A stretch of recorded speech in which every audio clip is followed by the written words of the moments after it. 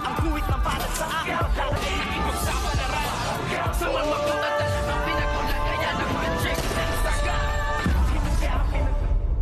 Good morning and welcome sa aking munting channel. Nagdurusa nga ang lahat sa tuluyan niyang pagpanaw nitong ngang si Bubbles, lalong-lalo na nga itong si Tanggol na talagang ngit-ngit ang galit sa kanyang puso at sa kanyang isipan para nga maipaghiganti kung sino man ang tunay na kumitil ng buhay ni Bubbles. At nang malaman nga ito ni Aling Beng or ni Olga ang nangyari sa kanyang anak na si Samantha, ay lalo itong naghurumentado at halos mag-hysterical lang nga ito sa sobrang iyak at galit, at pinuntahan niya nga si Tanggol na sinugod at sinisi niya nga si Tanggol na siya raw ang pumatay kay Bubbles.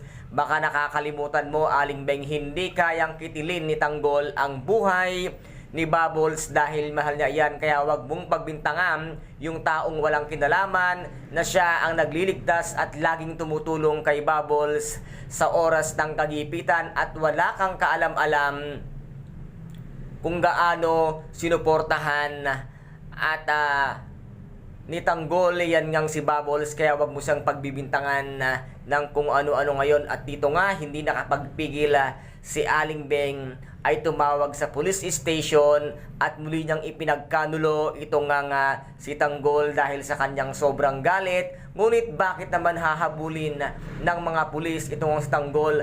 Ay ito ay nakalaya. Hindi naman ito tumakas sa kulungan kung hindi ito ay nabigyan ng parol para magbagong buhay. Ngunit tinatawag ng panahon sa lahat ng mga tao masama, lalo na ang kanyang Tatay Rigor na ngayon nga ay namimiligro ang buhay sa loob nga ng hospital. At ngayon naman ay nagtagumpay nga itong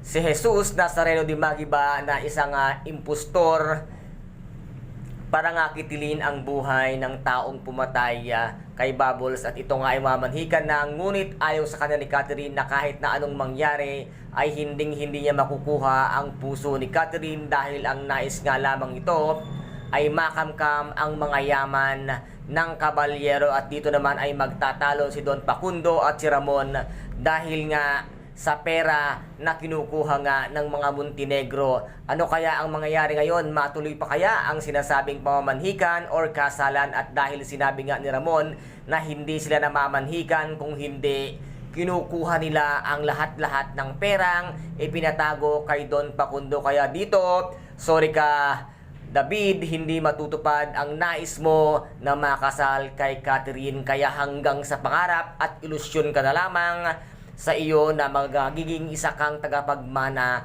ng mga kabalyero, dahil gahaman ka, hindi karapat-dapat sa iyo ang maging isa sa mga tagapagmana ng mga kabalyero. Kaya guys, ito po ang ating pakaabangan dito nga sa tinaguriang pambansang teleserye FPJ, ang Batang Quiapo. At kung nagustuhan po ninyo ang aking videos for today, paki-subscribe na lamang po ng aking channel, paki-like and share para maging update kayo sa lahat ng gagawin kong videos. Maraming salamat po. Ingat, God bless, and bye-bye!